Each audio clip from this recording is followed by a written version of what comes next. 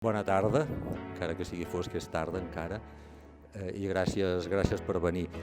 El museu ens fa molta il·lusió en aquest any. Vam obrir el museu al febrer i aquest any és l'any d'anar reprenent algunes programacions que fèiem i també és l'any de començar algunes coses noves. Abans a l'arribada dèiem que aquesta sala feia temps que no la veia, no? Esclar, perquè l'havíem tingut fent de magatzem per mort de les obres que afectaven a la casa. Des d'aquest estiu torna a estar en funcionament i esperem anar-li donant utilitat, igual que el claustre, que també l'havíem tingut en stand-by i que des de la festa major d'aquest any torna a estar a l'abast de les activitats que s'hi puguin fer. I no només reprenem activitats, sinó que en generem de noves. I en generem de noves com aquesta que tenim el goig de presentar-vos aquest vespre, que és una activitat al voltant de la música. Algunes ja havíem fet i esperem continuar des del museu, les relacions que teníem amb Espurnes Barroques o amb el Conservatori de Música de Manresa, però encetem especialment, i ens fa molta il·lusió fer-ho, un cicle de conferències amb l'Oriol al voltant de la música a la Catalunya a l'època del barroc. I parlant amb ell, ara una mica abans de començar la conferència, mentre ho estàvem pensant o preparant, dius, clar, me n'adono que amb els músics ens passa, i en general amb tot el que afecta el barroc a Catalunya ens passa més o menys el mateix. És un període que havíem guardat entre parèntesi, del qual en teníem alguns noms, del qual en sabíem que ens passaven algunes coses, però que no havíem entrat a aprofundir-hi, a veure quines relacions tenien aquests noms amb altres contextos europeus o hispànics, a veure a la inversa quins contextos europeus o hispànics tenien vincles amb noms del país. I és un territori per descobrir. En pintura o en història, segurament des dels anys 80 del segle passat s'ha avançat molt. En música segurament també, però pels que som menys coneixedors de música, com és ara jo, els noms i les aportacions que ens fa l'Oriol són tot una descoberta. I és un dels reptes del museu, donar a conèixer el barroc en tota la seva o l'època del barroc a Catalunya en tota la seva amplitud. No només pintura, arquitectura, altres literatura, sinó també la música, perquè segurament si hi ha alguna època en què la música sigui allò que ho engloba tot, o potser és el moment en què en alguns productes artístics, i perdó per la paraula, la música és l'element englobant o l'element que fa una creació unitària de l'art, és en el moment del barroc. En fi, anem per la conferència, que és el que interessa. De l'Oriol gairebé no us en dic res, perquè en els papers trobareu una part del seu currículum, és prou conegut. Últimament s'ha prodigat molt en l'escriptura i en la publicació de llibres. En fet, en aquests 3-4 últims anys faríem una llista llarga, des del cant de la Sibil·la amb l'Antoni Jalong fins a llibres tan intensos com el que dedica Robert Gerhard o el pianista Colom i altres que seria llarg. I ha continuat amb tota la seva activitat musical i assagística, que com li agrada, em sembla últimament de dir-se, musicòleg i assagista són les dues vessants en què ell es desplega actualment de cara a tots nosaltres. Oriol, tot teu, i gràcies. Possiblement m'agrada dir assagista perquè la meva vida és un assaig. Per tant, com que tot és un assaig, un aprenentatge, doncs assagista hi va d'allò més bé. Bé, la veritat que molt content de ser aquí i sobretot, com molt bé deia el Francesc, no? Si jo recordo fa molts anys, quan vaig començar amb això de la història de la música, que històries de la música dels anys 60, 70, hi havia un fet molt interessant, és que moltes vegades no es començava la història de la música fins a la irrupció d'aquella tríade de compositors nascuts en 1685, que eren per un costat el 23 de febrer a Halle, el cas de Georg Friedrich Händel, el cas del 20 de març del mateix any de Johann Sebastian Bach i una mica més enllà el cas de Domenico Scarlatti. De fet, sí que es parlava d'algun altre compositor i clar, això evidentment hi havia una gran qüestió de desconeixença de tot el que hi havia, és a dir, no es parlava de Jacob Obrecht, no es parlava de Josquin des Prez, no es parlava de Monteverdi, Però sí que d'alguna manera és que hi ha un fet simptomàtic important, i és que possiblement és en el barroc quan per primera vegada podem dir que la música agafa una amplitud, una profunditat com mai havia tingut en cap altre moment, o si més no, que ens n'han arribat vestigis, restes, documentació, arxius que ens permeten dir tot això. Malgrat tot això, la veritat és que encara ja veureu que a la conferència d'avui hi ha moltes suposicions, moltes especulacions, i per tant, doncs, bé, quan vàrem parlar amb el Francesc i davant precisament d'estar aquí en el Museu del Barroc de Catalunya, de veure també què és el que havia passat en la qüestió del barroc musical a Catalunya. El primer que cal dir que va ser un estil que els primers musicòlegs, la musicologia primera, per entendre'ns la de Felip Pedrell, és un període que el veuen com fosc, que el veuen com decadent. Ells sobretot queden una mica amb el discurs, que va haver-hi un moment de gran esplendor, que van ser la gran polifonia hispànica, per entendre'ns la tria de Cristóbal de Morales, Francisco de Guerrero, Tomàs Ruiz de Victòria, i que després portaria cap a un moment de certa confusió i no tornaria a haver-hi un moment de gran eclosió, precisament amb la cort més o menys musical de Carles III, quan precisament arriben importantíssims compositors italians com el mateix Domenico Scarlatti, jo que sé, Facco o Luigi Boccherini. Tot i així, a poc s'ha anat desplegant i s'han anat descobrint coses i precisament aquesta era una mica també la intenció de veure, de construir a través d'aquestes 4 conferències una mostra de que, bé, és un barroc musical que evidentment no és el de Johann Sebastian Bach ni el de Claudio Monteverdi, però no deixa de ser el nostre barroc, i com des del nostre barroc intentaré de veure, precisament, de fer allò que en diuen un who is who, és a dir, que sortim d'aquí i com a mínim se'ns emportem el nom de 4 o 5 compositors que bé mereixerien d'estar molt més presents a l'imaginari cultural i artístic de la nostra memòria.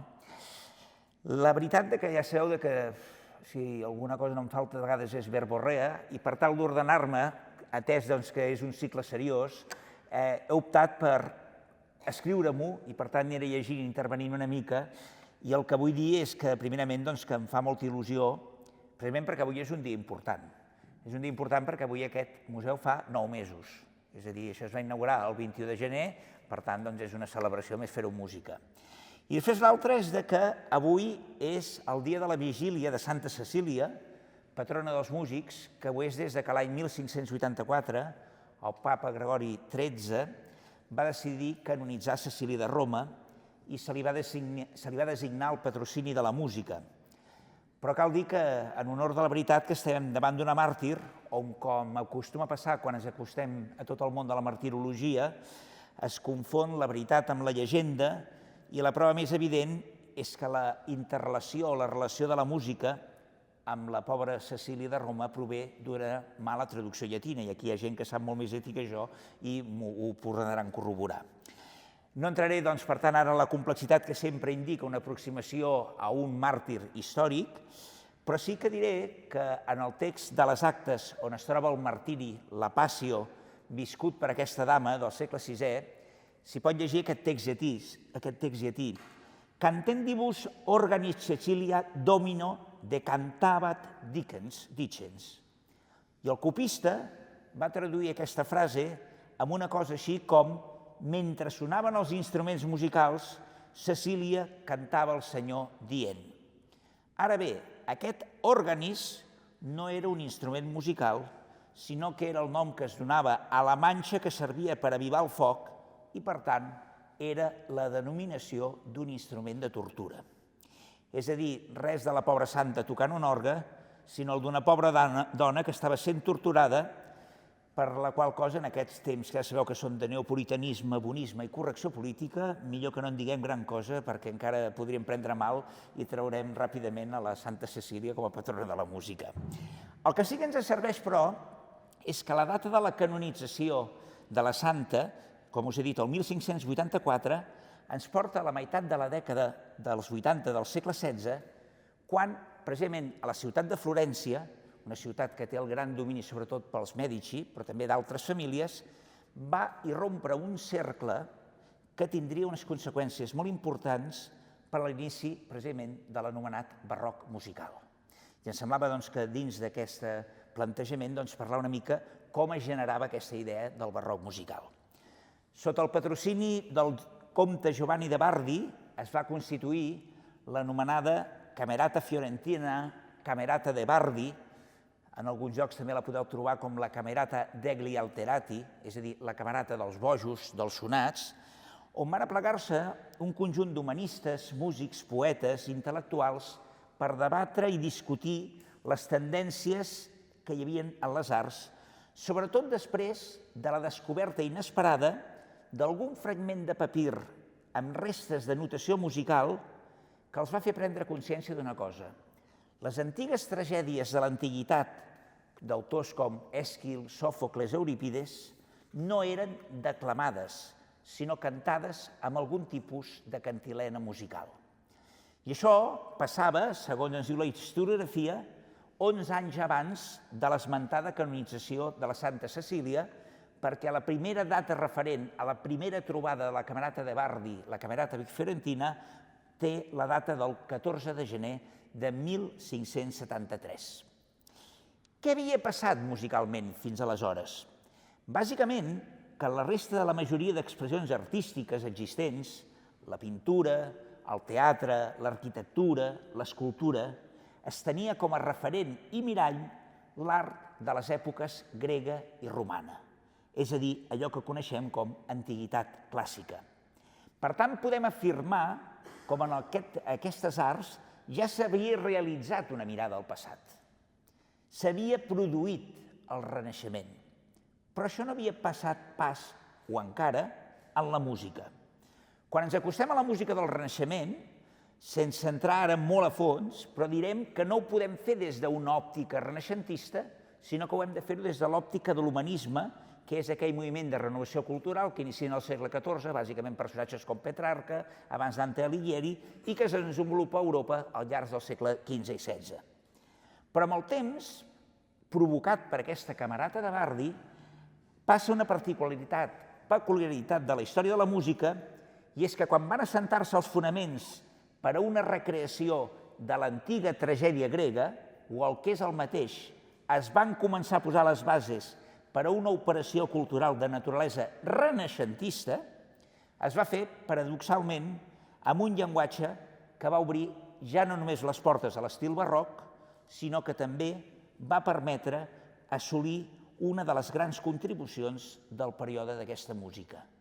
Aquesta gran contribució és el naixement d'una consciència instrumental. Tots ho sabem, i abans ho hem comentat, que és en el període barroc quan començarem a trobar els primers grans noms que van llegar importantíssimes obres instrumentals i que fins i tot passa allò. Acostumem a conèixer tan sols, és a dir, quan per exemple parlem de Desprez, no parlem de la vicepagelingua Desprez, li posem el nom, de Josquin Desprez, Cristóbal de Morales. En canvi, quan arribem a aquests compositors que ve donat precisament perquè ja hi havia la difusió a través de l'impremta, és quan coneixem els noms de grans de l'Europa del barroc musical instrumental. És a dir, els Vitali, els Legrenzi, els Torelli, els Corelli, els Maré, els Vivaldi, els Bach, els Händel, els Telemans, el Ramó o l'Scarlatti. Una consciència instrumental, per tant, que en la conferència d'avui he titulat amb una etiqueta un xic confosa, que és aquesta de el naixement de la música instrumental a la Catalunya del barroc.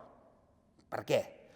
Perquè en llegir això podem arribar a creure que a Catalunya fins al barroc no hi havia existit cap tipus de manifestació de música instrumental.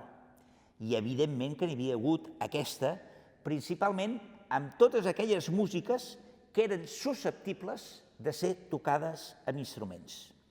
I és que fins al Renaixement, dient-ho d'una manera molt simplificada, i per tant malament, podríem dir que tota la música que es tocava era susceptible de ser tocada i la que era cantada era susceptible de ser interpretada.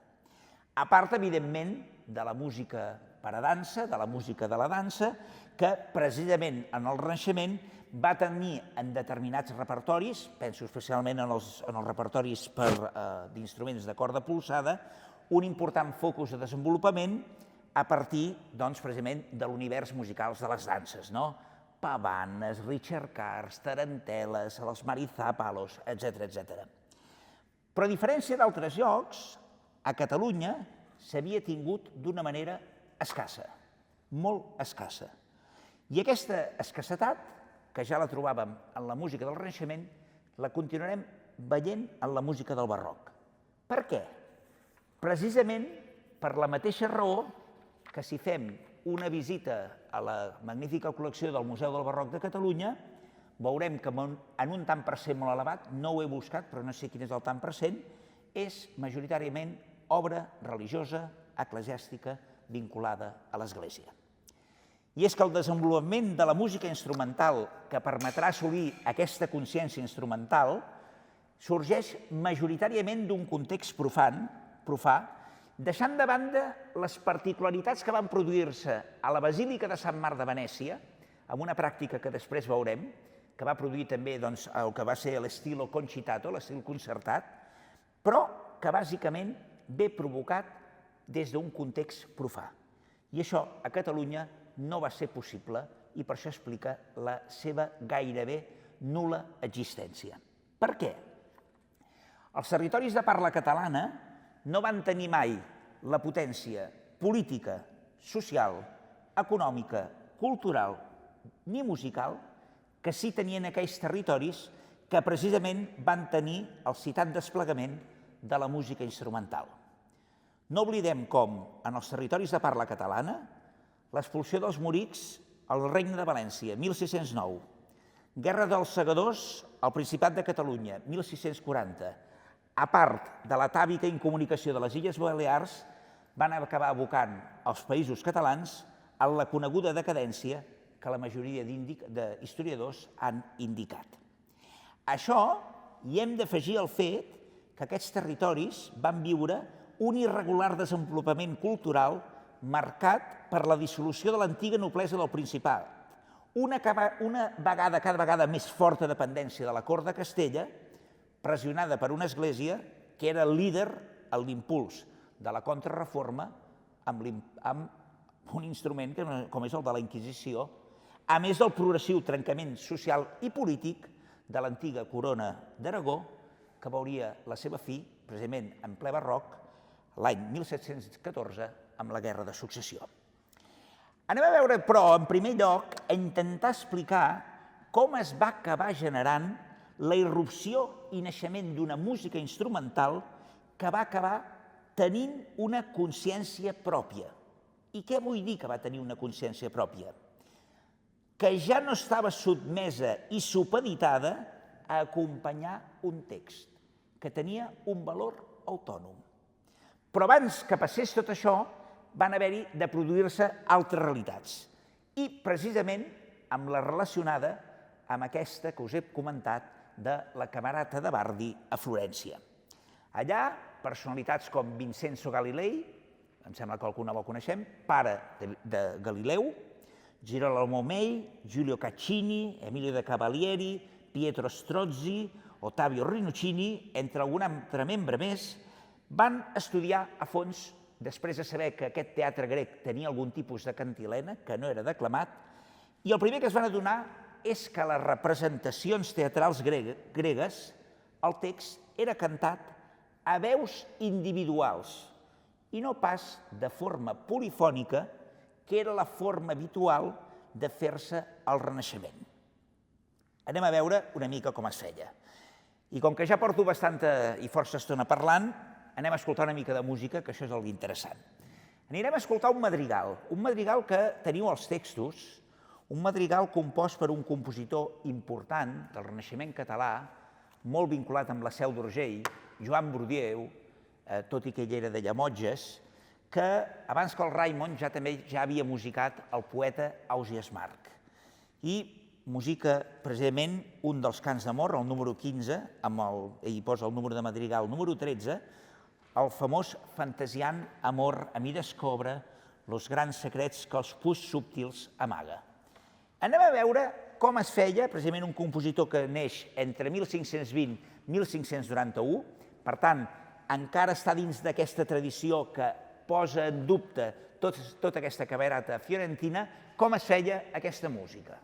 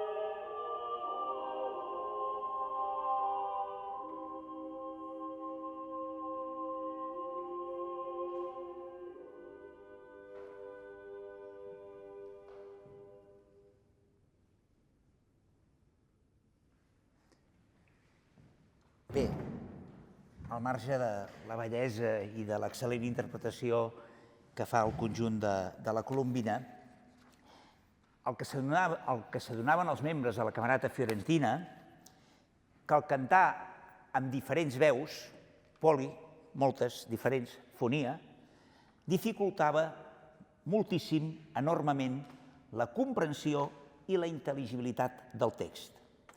I també es van adonar que quan assistien als oficis litúrgics, perquè evidentment no oblidem que encara que siguem al Renaixement continua sent una societat molt religiosa, aquesta mena també de mite de que hi ha una gran, avui en dia s'ha investigat perfectament com a la pintura renaixentista encara amb un tant per cent molt elevat és també encara pintura religiosa, no pas profana, s'adonaven que quan es cantava en el gènere de la música religiosa el cant pla, el cant gregorià, que es canta una sola veu, doncs precisament hi havia una comprensió molt més gran del text. És a dir, que cantant de manera monòdica s'assolia més intel·ligibilitat que si no es cantava de manera polifònica. Però tampoc van voler renunciar a la plenitud musical que havia suposat precisament tant el coneixement del contrapunt imitatiu com també, evidentment, de l'harmonia, per la qual cosa van acabar optant per crear l'anomenada monodia acompanyada, o el que és el mateix, una única sola melodia per a la veu cantada i un acompanyament supeditat ja no només a les necessitats de la melodia per la seva qüestió de la forma melòdica o de la intervàlica, sinó també per les qüestions del text. I és així com neix el famós baix continu, que és una tipologia d'acompanyament harmònic que fins i tot acabarà representant, identificant la totalitat de l'època barroca. Fins i tot, de vegades es diu, és l'època del baix continu. Època del baix continu que ens portaria molt enllà, perquè avui en dia, precisament, el problema que tenim són les nostres taxonomies i les nostres etiquetes mentals, però, per exemple, sabem que el mateix Ludwig van Beethoven, a 1824, per a la seva Missa Solemnis, encara escrivia, componia amb un baix continu. I ja no estàvem, evidentment, a l'època del barroc. Per tant, havia nascut ja no només la monodia acompanyada, sinó també aquest baix continu, i immediatament van agafar una consciència de modernitat. Com van batejar aquesta monodia acompanyada? Doncs directament com estil nuovo, estilo nuovo, seconda pràctica, per diferenciar-lo del estilo antico i de la prima pràctica. I aquest era l'estil per aconseguir allò que Girolamo May, amb un tractat que havia fet el 1573, que era el De Modis Musicis Antiquorum, l'efecte emocional que el cant individual generava al públic en les representacions de l'antic teatre grec. Per tant, ja havien fet la formulació. I què és el que passa immediatament? Un cop s'ha fet la teoria, i això només passa dues vegades a la història de la música, un és Wagner, que abans de fer les obres primer fa la teoria i després fa la pràctica, i l'altre moment important és aquest. Normalment la teoria es fa després de la pràctica, però hi ha hagut dos moments de la història, concretament de l'òpera, que ha estat al revés. El cas de Richard Wagner, quan crea tot el seu programa de, per exemple, l'òpera i drama, i després decideix passar-ho a compondre-ho. I és així quan comencen a aparèixer diferents artefactes i experiments dramàtico-musicals, entre els quals ens sobresortirà la que hem de considerar com una de les més grans obres mestres de tota la història de la música occidental, com és la fàbula en música L'Orfeo de Claudio Monteverdi, amb un text d'Alessandro Striggio, que s'estrena el 1607 a la cort de Màntua. Jo ara no voldria caure en una dissertació ni estètica, ni filosòfica, ni espiritual d'una obra que, si en voleu saber alguna cosa més, n'acaba de sortir un llibre fantàstic de catedràtic de musicologia, Josep Maria Gregori, que es diu D'Orfeu a Monteverdi, i que, si tot va bé, el mes de gener es presentarà a Manresa. Però sí que em voldria quedar, per anar avançant cap a trobar la genealogia i les bases per comprendre la irrupció, el naixement d'aquesta consciència instrumental, en un moment molt determinat de l'òpera aquesta. És el moment que Orfeu ja ha sabut que ha mort la seva esposa Eurídice a causa de la mossegada d'una serpent, que ha decidit baixar als inferns l'ha acompanyat l'esperança ja l'ha abandonat, i es troba al davant la figura de Caron, que Caron és qui porta la barca del món dels vius cap al món dels morts, i serà quan li implorarà que el travessi i que el deixi passar. La veritat que Orfeu no ho aconsegueix, però sí que aconsegueix fer una altra cosa, que és fer dormir el personatge de Caron. Per tant, també està dient implícitament un dels poders que té la música, que és la de fer-nos adormir. I de vegades, segons quines representacions que vas a veure, és veritat que és així. Però què és el que m'agradaria que veiéssim?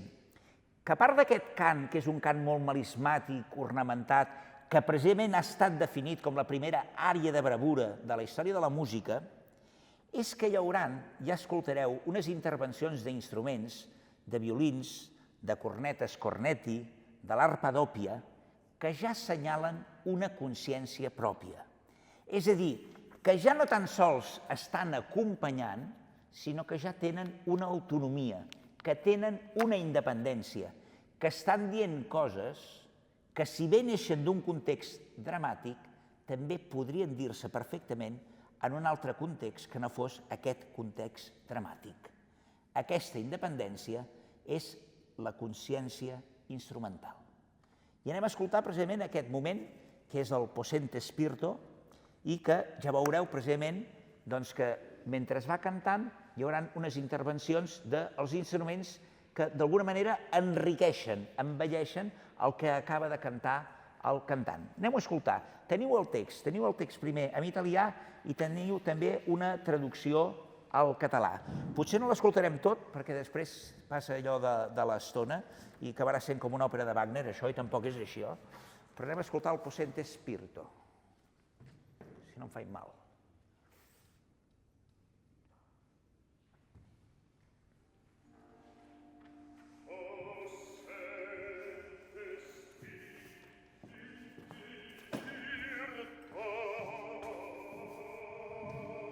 Un violí. Resposta per una altra banda.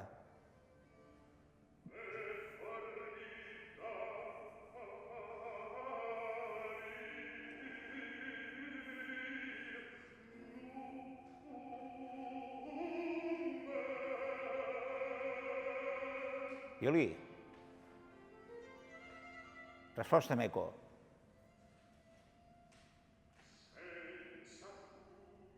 I aquí veieu que el text s'entén perfectament.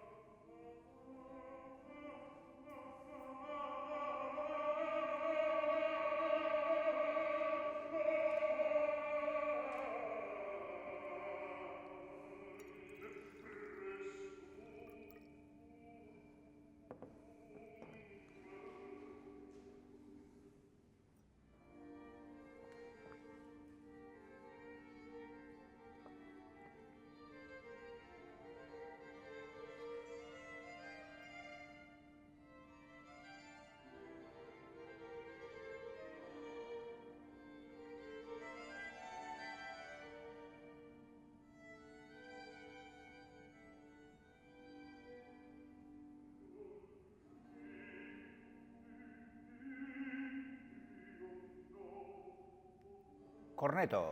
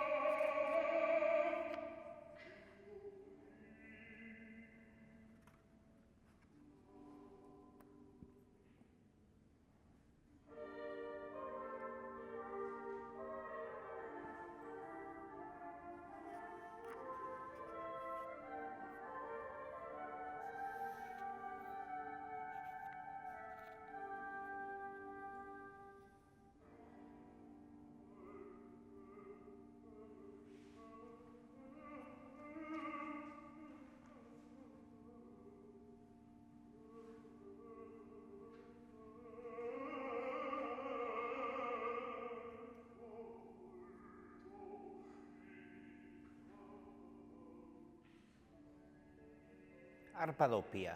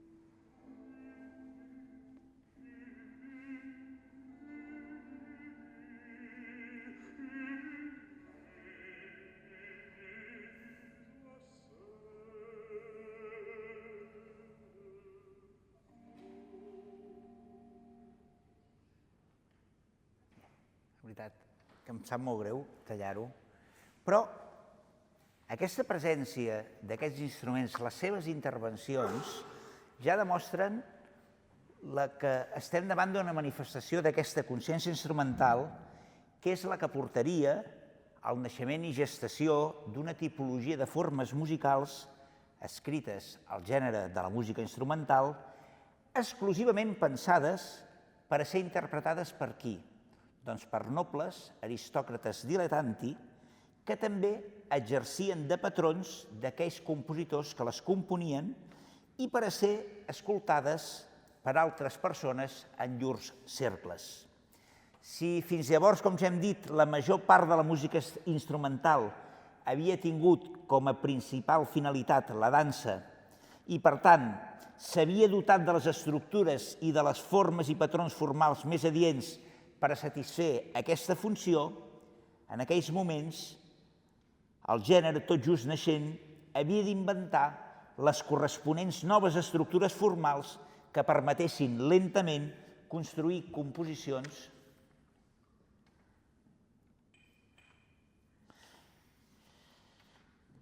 Doncs si fins llavors, com ja hem dit, la major part de la música instrumental havia tingut com a finalitat principal la dansa, es van tenir d'inventar les corresponents estructures, formes i patrons formals més adients per començar a satisfer aquesta nova funció en la qual, doncs clar, hi havia justaposició de moviments, cadascun del qual treballés els principis apresos com? A través del contrapunt imitatiu de la polifonia, propi de la música vocal del seu temps, però al mateix temps d'altres que han acabat essent més propis de la música instrumental. Què és el que vull dir? Estem davant d'un moment d'avantguarda per començar a generar aquesta aparició de noves formes musicals i on també moltes vegades s'aplicaven en la pròpia música instrumental principis provinents de la retòrica i la semàntica de la música vocal. També, si això passa com a conseqüència del naixement d'aquesta monodia acompanyada, ras i curt, per no fer-ho tan complicat, allò que pot cantar una veu també ho pot tocar un violí i ho pot tocar un corneto o pot tocar una flauta de bec. Aquí, també en paral·lel, gairebé al mateix temps, si això passava a Florència, a Venècia passava una altra cosa. I és que, si heu estat mai a la Basílica de Sant Marc de Venècia, les diferents tribunes havien començat a fer una pràctica que és el que es deia scori spezzati, que es provava una fórmula de pregunta i resposta. Uns preguntaven i els altres responien. Com que hi havia instruments que doblaven les veus, a poc es van donar compte també amb la possibilitat que un grup instrumental fes una pregunta a un conjunt i l'altre respongués. I això és el que acabaria formalitzant amb aquell conjunt de cornetes, sacabutxos, orgue, instruments de corda i de vent, per tant, de realitzar un principi que és el que ells en van dir els concerti ecclesiastici, és a dir, concerts eclesiàstics, on gairebé era aquest punt de contrarrestar i de respondre entre un conjunt instrumental d'una banda de la tribuna amb l'altra banda de l'altra tribuna. Aquesta policoralitat havia sigut una forma d'ordenar una de les coses que encara havia portat a la música del Renaixement, que ara tampoc no hi entrarem més, però, evidentment, tot això ens porta a dir, bueno, estem parlant molt precisament del que està passant a Itàlia, què passa a Catalunya? Evidentment, com ja us he dit, això, a part d'aquest cas de Venècia, i no oblidem la particularitat de Venècia, que és un poder religiós molt fonamentat pel poder del dux, per tant, d'un poder profà. El dux gairebé se sent com un representant de la divinitat, és una forma gairebé el que seria molt propi d'aquelles teocràcies, és a dir, ens portaria molt enllà amb això, agafeu les històries de Venècia i ho veureu claríssimament. Però que sí que vull dir que tota aquesta proliferació de música instrumental va tenir lloc en el marc de corts i cases senyorívoles que en el cas dels països de parla catalana eren gairebé inexistents o no tenien el múscul econòmic per fer-ho. És per això que moltes vegades en les històries de la música catalana En aproximar-se a la música instrumental, s'acostuma a citar, en primer lloc, la música per a tecla, és a dir, especialment la música per a orgue i per a corda polsada, i en segon lloc, de les escassíssimes mostres d'aquesta música de cambra o per a conjunt instrumental que en podríem anomenar-la com una protomúsica de cambra. Però ara anem a una part important. Les recents descobertes dels nous avanços de la musicologia ens porten a parlar d'una figura que, si bé la tradició historiogràfica havia situat com a barroc castellà, com a barroc que venia sobretot de Castella, sembla que el seu origen, com a resultes de la recerca i la investigació, és que prové d'una família barcelonina. I no estic jugant al que acostuma a jugar el nou Institut d'Història, sinó que estem parlant d'una qüestió una mica més seriosa. Ens estem referint a un compositor que es diu Bartolomeo de Selma e Salaverde.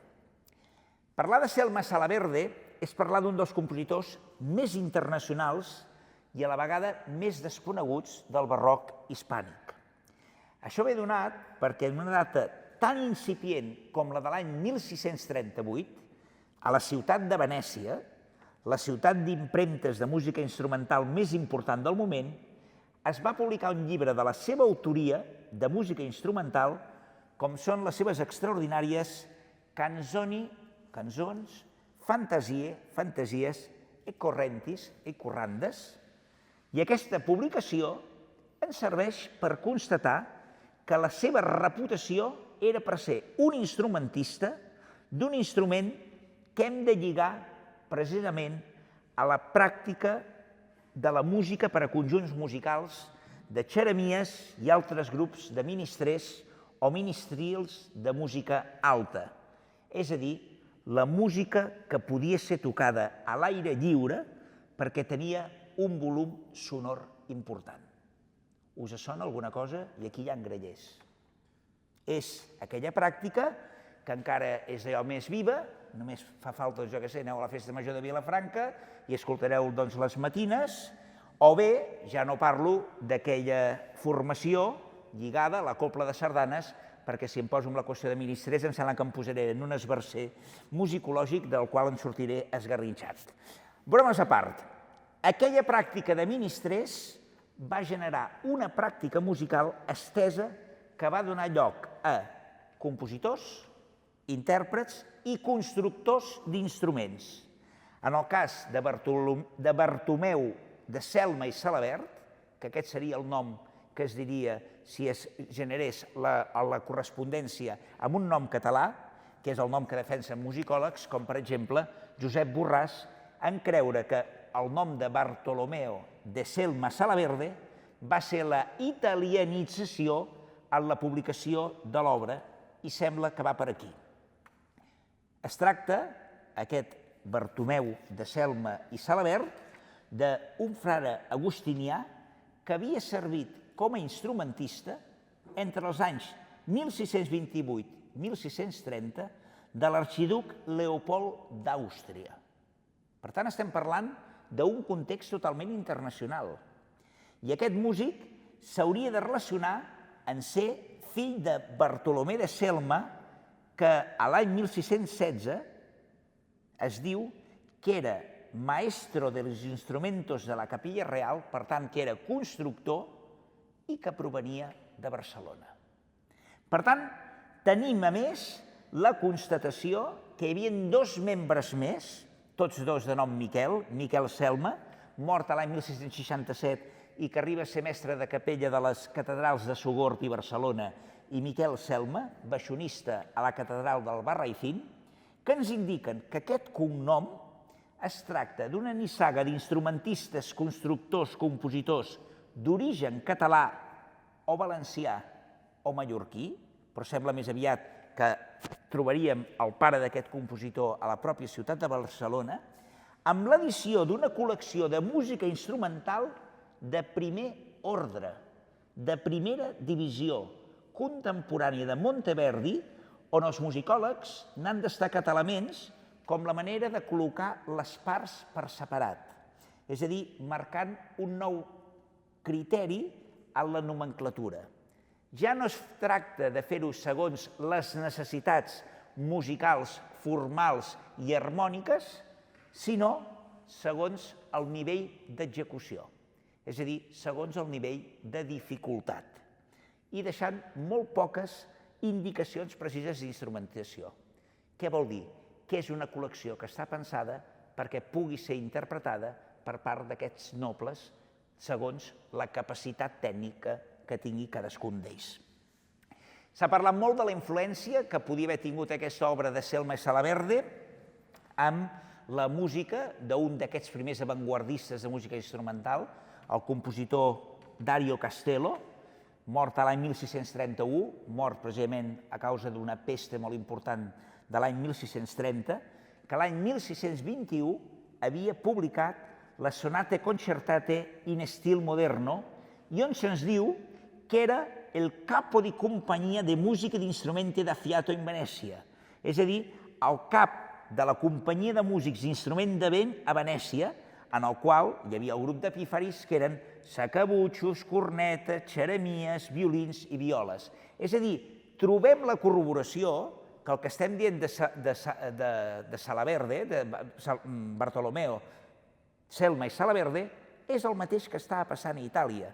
És a dir, la idea que una família de constructors, músics, compositors, generi aquesta avantguarda no té res d'estrany perquè el cas de Castello havia passat així. Però és que encara hi ha una cosa molt més curiosa. Aquesta edició de la música de Selma Salaverde té lloc a Venècia, com us he dit, el 1638.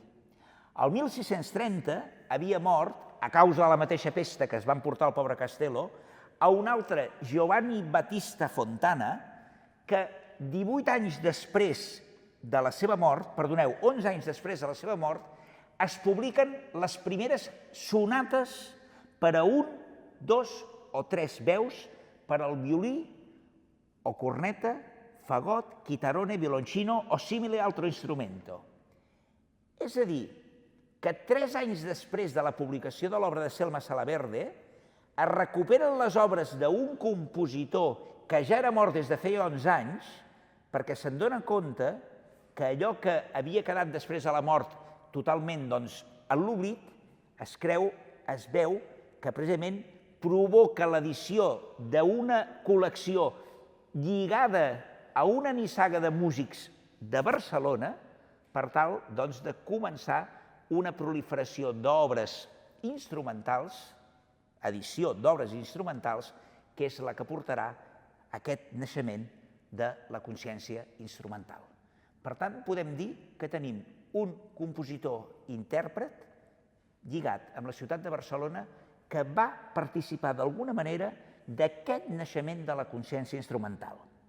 Per tant, que va contribuir a la gènesi de l'assentament de l'estil sonata, i a mi em sembla que aquesta aportació bé mereixeria de ser més reconeguda més enllà d'aquesta precarietat de les fonts que el mateix Josep Borràs, que m'està parlant aquest matí, m'ha dit no expliquis fins a cert punt perquè encara la cosa està molt tendra i encara pot haver-hi alguna sorpresa. Però de moment el que és segur és que el pare d'aquest compositor era de Barcelona. El cas que també hi ha un fet que és important. Abans us he dit, a Barcelona, a Catalunya o als països de parla catalana no hi havia música instrumental perquè no hi havia cases senyorívoles. Clar, aquest senyor era frare agustinià. Si era frare agustinià, vol dir que estava lligat amb alguna casa molt poderosa i sembla que estarien vinculats amb el Salabert de Cervera, que evidentment eren molt partidaris de la cort de Castella, per la qual ens portaria a la corroboració que aquest compositor, que va tenir una gran proliferació, provenia d'una de les cases de nobles que teníem a Catalunya i que, evidentment, què és el que va fer? Doncs fa una aportació molt interessant, i és que elements de la música hispànica les aportarà per aquesta col·lecció de música italiana. I ja veurem després el que voldrà dir això, perquè a partir d'aquí es generarà un diàleg constant entre la península i el país transalpí. Però jo penso que porto molta estona parlant, Anem a escoltar la música, doncs, precisament, de Bartomeu de Selma i Salabert, dient la nomenclatura que proposa el Josep Borràs. Anem a escoltar la seva Canzona terça. És una obra per a flauta, clavicèmbal, dolçaina, arpa, orgue, tiorba i viola de gamba. Ja veieu que és totalment un poti-poti d'instruments, de tot,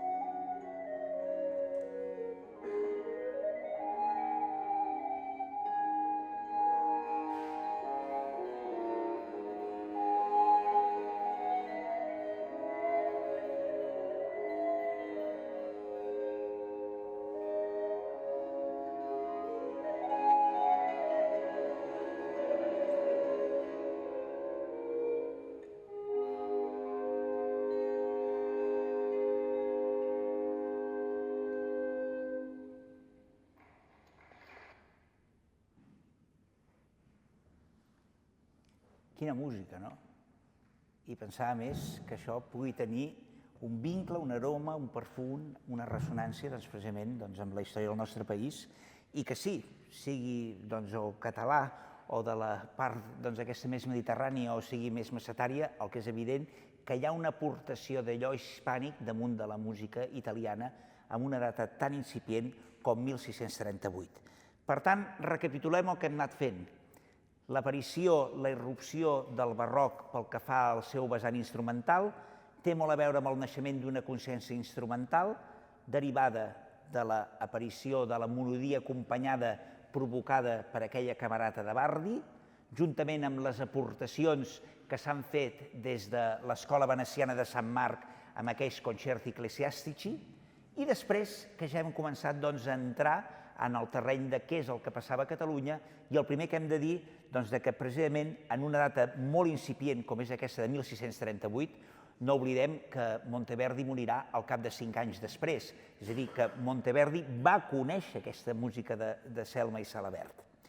Però, evidentment, això seria l'excepció que confirma la regla, perquè hem de tornar a dir que les mostres de música per a conjunt instrumental als territoris de parla catalana són encara molt escasses als segles XVII i XVIII, i és per això que és molt habitual i normal, lògic i comprensible que la majoria d'històries de la música catalana, quan parlen de música instrumental, comencin parlant de la música per a tecla, que té en la música per a orgue un important cabal, una important font, una veta destacada.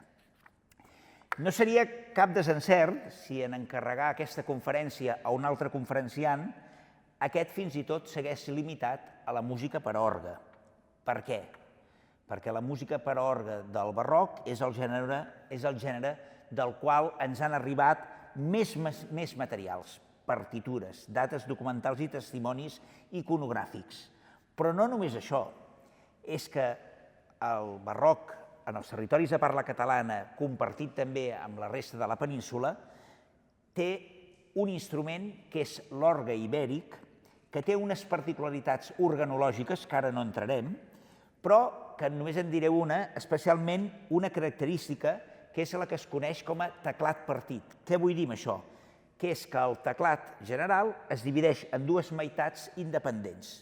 Per això ara ens portaria massa enllà, però només vull que ens quedem en aquesta particularitat, que quan parlem de música instrumental, normalment en aquestes històries es parla de la importància de la música per a orgue, i ja no només es parla dels organistes, de les composicions que feien els organistes, sinó que també acaben parlant de constructors i també acaben parlant, evidentment, dels orgues que han sobreviscut. És evident que hi hauria, o hi ha, o podrien haver-hi tantes històries de la música com visions, i és el moment que, allò que em sembla que ja he dit en algun moment, que un servidor el que s'ha proposat en aquest cicle de conferències vindria a ser fer una composició de lloc bàsica on poder començar a posar alguns noms. A mi em sembla que a vegades, en ocasions, una musicologia excessivament positivista no s'ha atrevit encara a fer una interpretació de les dates i dades fins a impossibilitar a fer allò que es diu un who is who. És a dir, és com si ens posessin al mig d'un bosc i no ens diguessin quins són els arbres veritablement importants. I jo avui podria ser que m'equivoqués, però sí que m'agradaria dir-ne alguns d'aquests arbres importants. Un ja els l'he dit, que és Bartomeu de Selma i Salabert, implicat absolutament en el naixement de la música i de la consciència instrumental a la mateixa Venècia i a la mateixa Itàlia d'aquell moment, i l'altre és aquest compositor organista que precisament és el que ens ha servit per posar el subtítol de la xerrada d'avui, que si agafeu els papers dic subtítol 107 anys de música instrumental a la Catalunya del barroc.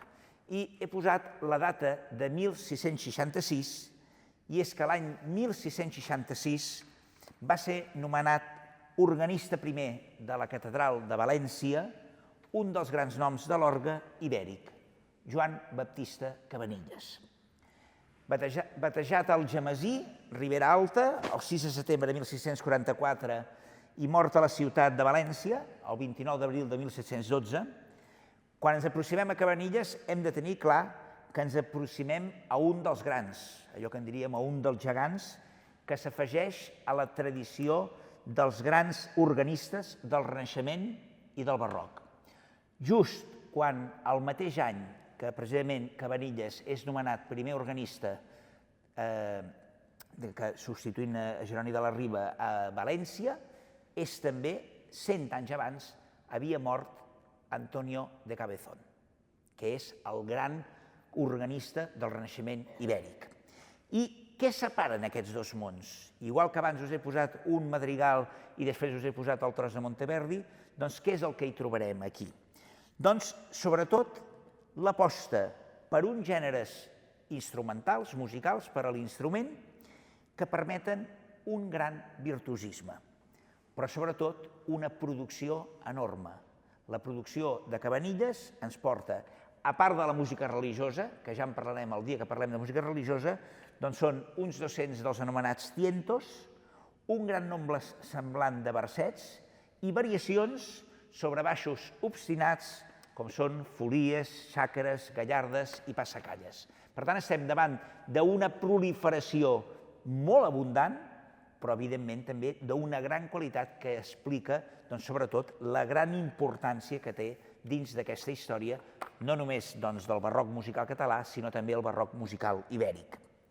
M'agradaria, per anar fent aquests exemples i perquè va passant l'estona, anar a escoltar una 40 que, si recordem, era el títol de la tercera denominació de peces que havíem vist en la col·lecció de Selma i Salabert, que eren Canzoni, Fantasia et Correnti.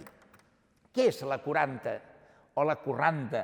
Doncs va ser una dansa de la cort, de nou veurem moltes vegades com aquesta música instrumental encara depèn, malgrat aquesta consciència i autonomia, depèn molt encara de la dansa. L'únic que s'ha fet ha sigut sublimar-la, deixar-la, despullar-la de la seva necessitat per ser ballada, per agafar-ne la seva essència, i en el qual és amb un ritme ternari i que sobretot a partir del segle XVI es va posar molt de moda en l'aristocràcia europea, sobretot a Anglaterra i França. Què és el que trobem? Doncs com la inventiva assolida en aquelles pràctiques musicals italianes s'incorporen al repertori per a orgue de la música de Cabanilles. Per tant, diríem que es tracta d'un conjunt de variacions en aquesta obra de la 40 sobre la base de la dansa de la corranta italiana que reflecteix el què? La facilitat de Cabanilles en incorporar elements no hispànics i els imbueix d'una personalitat pròpia. Per tant, aquesta presència d'elements italians en la música de Cabanilles són indicadors d'haver conegut les noves formulacions sorgides a la primera meitat del segle XVII, desenvolupada per aquells creadors afincats, posicionats amb la creació de monodia acompanyada, però també de conjunts instrumentals. És així com podrem trobar un llenguatge modern en el qual trobem intervals dissonants, acords de sèptima, però també podrem trobar al llarg de l'obra de Cabanilles coses encara molt més singulars. Per exemple, hi ha un motiu, que és el motiu de la creu, que és un motiu que es forma en 4 notes, en el qual hi trobem intervàlica de segona menor i quarta disminuïda, i aquest mateix dibuix que us acaba de dir és el que utilitza Johann Sebastian Bach a la fuga número 4 del clave ben temprat. Per tant, què estic dient? Que Cabanilles, ja un personatge que, com us he dit, mor l'any 1712, ja utilitzava motius que després va emprar Bach. Coneixia Bach la música de Cabanilles? Aquesta és una pregunta que jo ara no m'atreviré a respondre, però el que sí que anem a fer és escoltar aquesta correnta italiana i veureu absolutament aquesta idea que us deia, que és una obra pensada sobretot per mostrar aquest virtuosisme. Correnta italiana amb una versió per a orgue, amb un orgue històric de León, a càrrec de Lucía Riaño.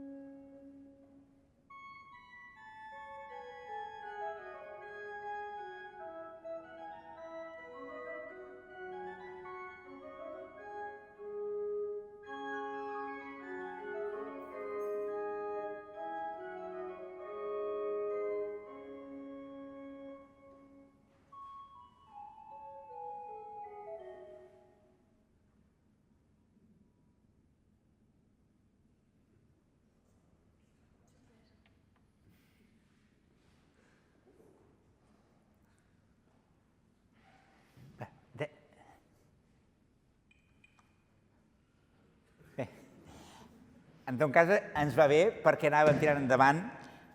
El que sí que és evident que estem davant d'un compositor, d'una inventiva, d'una imaginació, d'una capacitat de treballar amb el gènere de la variació, que evidentment això ho ha après d'alguna banda. Ho ha après, evidentment, doncs, d'haver manllevat música, perquè, evidentment, és aquest tema. El tema és com Selma Salabert, com hem vist abans, havia portat elements hispànics a la música italiana i ara la música hispànica és la que agafa elements com aquesta forma de dansa i aquestes formes de variacions. Resulta evident que si tinguéssim una musicologia més basada en la pràctica instrumental o posada al servei dels intèrprets, que vol dir escoltar més el que diuen els intèrprets, i no la construcció d'una musicoideologia que està posada al mercat ideològic, que ara està molt en voga això, hauríem de tenir més en compte una temàtica com és la següent. Si abans dèiem que Selma Salaverde introduïa elements hispànics a la música italiana, ara us acabo de dir que elements italians s'incorporen a la nostra música, en aquest cas a la música de Cabanilles. Aquesta dialèctica entre elements propis hispànics i foranis, especialment italians, és la que es mantindrà al llarg de la història de la música a la Catalunya del barroc. I de la mateixa manera que hem parlat de Cabanilles que agafa elements italians, també haurem de parlar una altra particularitat que és el que representa el tercer nom que volia posar aquí. És a dir, us he parlat d'un compositor que fa la seva difusió a Itàlia, us he parlat d'aquí d'un compositor que manlleva els elements italians, però també n'hi ha que el que van fer va ser culminar una tradició. Tradició hispànica, autòctona i pura. És el cas del compositor mallorquí Francesc Garau, un compositor que neix entre 1642 i 1617-1722, perquè encara no se sap del tot. És nascut a Palma de Mallorca, però amb aquella tradició que ja hi havia famílies que tenien un vincle molt important amb la cort a Castella, i ja molt ben aviat es trasllada al Real Colegio de Niños Cantores de la Real Capilla i posteriorment entrarà com a contralt, per tant com a contratenor, a la Real Capilla. I després, el 1693, trobem a Francesc o Francisco Garau com en una plaça de músic de cambra del rei Carles II. El mateix any que publica l'obra que ara us parlaré, precisament el nomenen Maestro del Real Colegio de Niños Cantores. Quina és aquesta obra que compon? És el poema armónico compuesto de varias cifras por el temple de la guitarra espanyola, publicat a Madrid el 1694.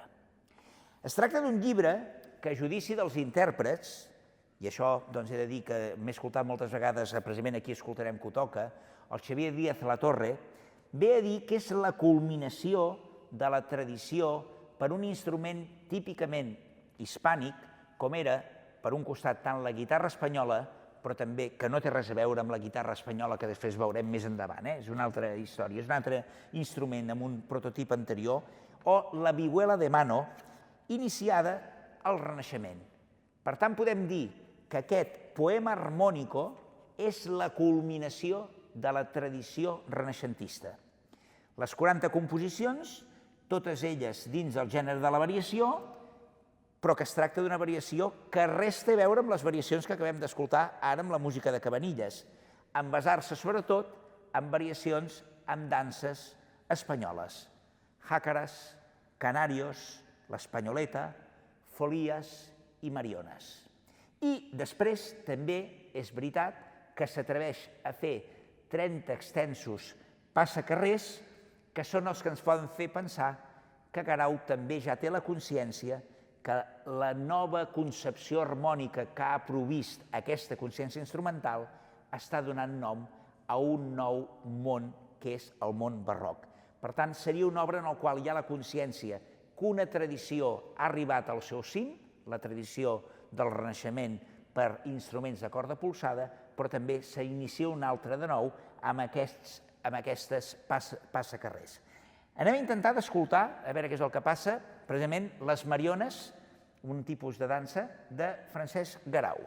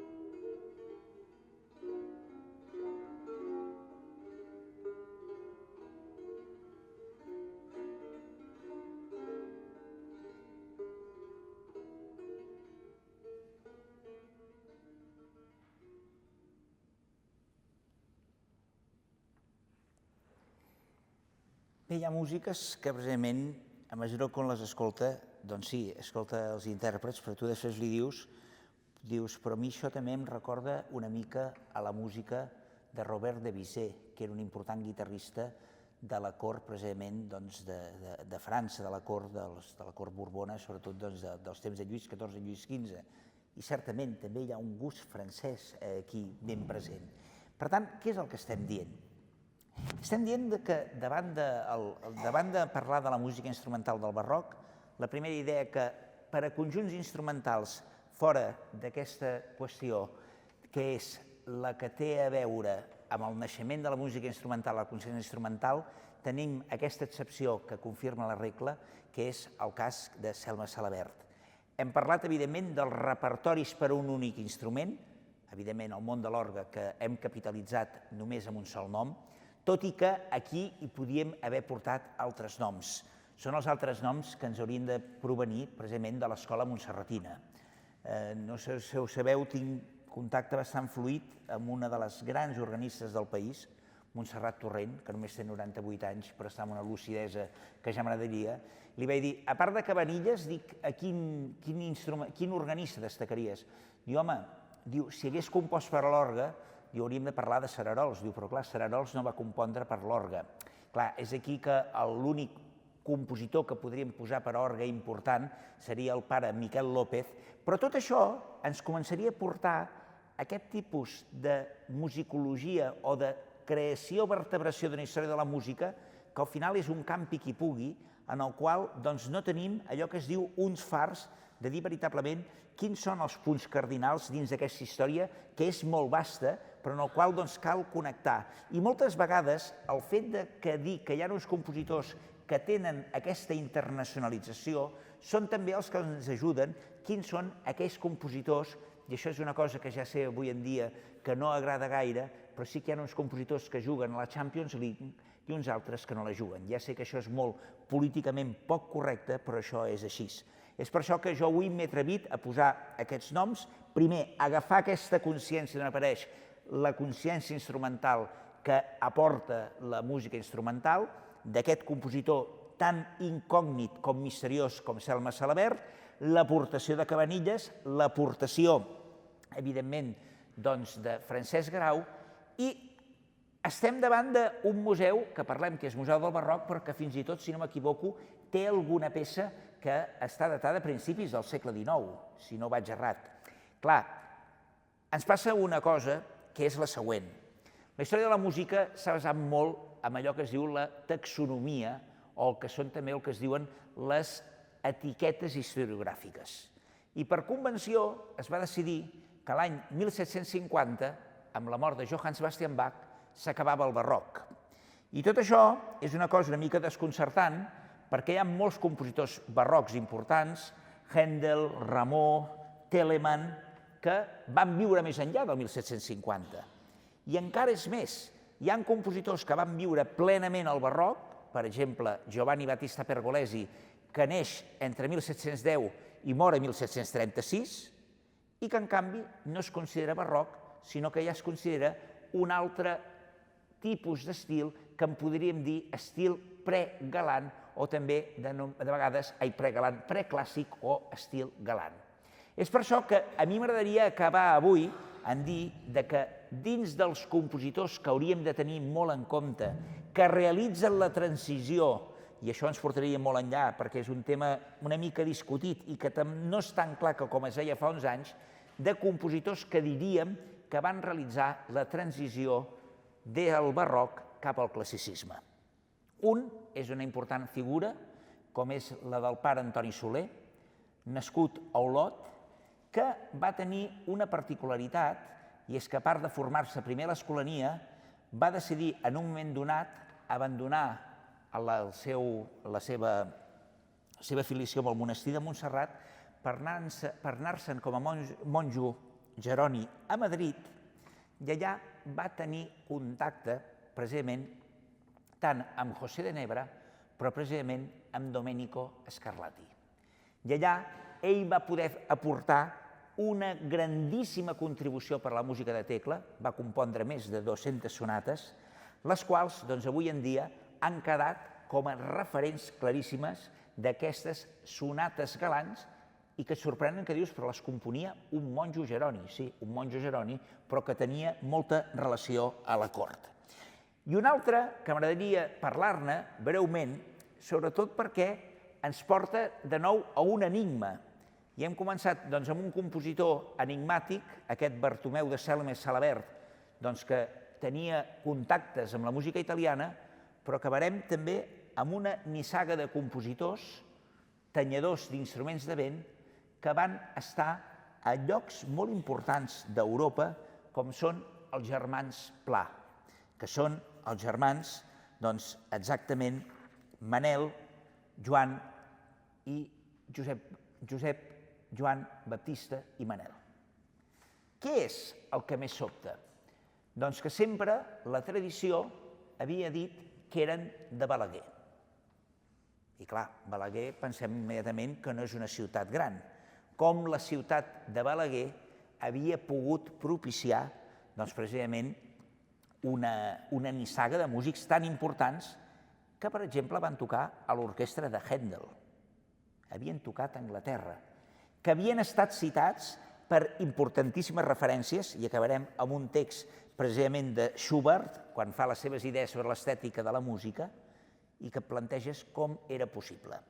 Fa uns anys vaig tenir l'oportunitat de poder treballar amb el Museu de Balaguer, el Museu de la Noguera, per intentar desxifrar aquest tema, i quina va ser la sort que, sobretot gràcies a la Carme Alòs, perquè va ser ella qui ho va fer, no vaig ser pas jo, va trobar uns importants documents notarials que deien que aquests Pla, efectivament sí, eren de família pagesa, que és el que deien, però que tenien 16 hectàrees de terreny. Per tant, que eren latifundistes. Per tant, evidentment, els nanos es podien dedicar al que volguessin i es van dedicar a la música. Estem davant d'una música que ha fet córrer molts rius de tinta, però que a judici dels grans oboistes del moment, dels intèrprets, aquells intèrprets que hem d'escoltar que toquen aquesta música, diuen que és possiblement de la millor música per a orgue que es va interpretar. Músics com Alfredo Bernardini, en el seu moment Jean-Pierre Rampal i tants, no s'han pogut estar de tocar aquesta música, el qual, el darrer de la nissaga dels Pla, va morir a París l'any 1773, i d'aquí que una de les dates que hem posat en la definició temporal d'aquest cicle de conferències sigui l'any 1773. M'agradaria, evidentment, acabar, i amb un gust no tan barroc, sinó que ja tendim més cap al classicisme, el que va escriure Daniel Schubert sobre Württemberg, sobre els germans Pla, i escoltarem un fragment del seu concert per oboè i ens emplaçarem, ja quan acabem, a la propera, però llegim aquest text que us l'he posat, que diu el següent: si Càstor i Pòl·lux, tots dos inspirats pel Déu que els va crear, haguessin tocat l'oboè, amb prou feines l'haurien tocat millor que aquests dos. Ell no coneixia el Manuel, que estava a la Capella Real de Madrid. Està parlant del Josep i del Joan Baptista. Tots dos eren espanyols i van venir a Alemanya, on conreaven el seu estil a les ordres de Jomeli i aconseguiren una habilitat excepcional amb els seus instruments. Els dos germans foren tot un fenomen excepcional de la música. Com que s'estimaven extraordinàriament, la seva actuació era molt més alegre. Qui els ha escoltat la interpretació musical final. Un pensament en fa perseguir un altre, una respiració fa aixecar l'altra. Aquesta combinació de psiques mai s'havia escoltat a Europa. Semblava ser una amistat mútua de dos àngels estretament units. Ambdós componien, ambdós tocaven la seva obra de manera magistral i ningú era capaç de decidir qui podria ser el millor.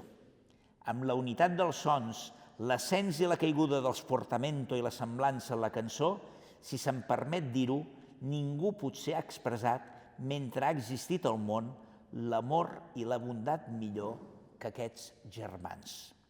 El menor va morir a Ludwigsburg i el més gran va llançar el seu oboè allí mateix i després, molt trist, va retornar a Espanya.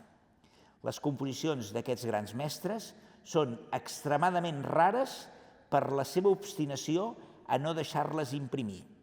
No obstant això, jo tinc algunes de les seves sonates que estan composades amb un encant indescriptible i seguiran sent per a tots els oboès un model etern. Doncs escoltem-ho.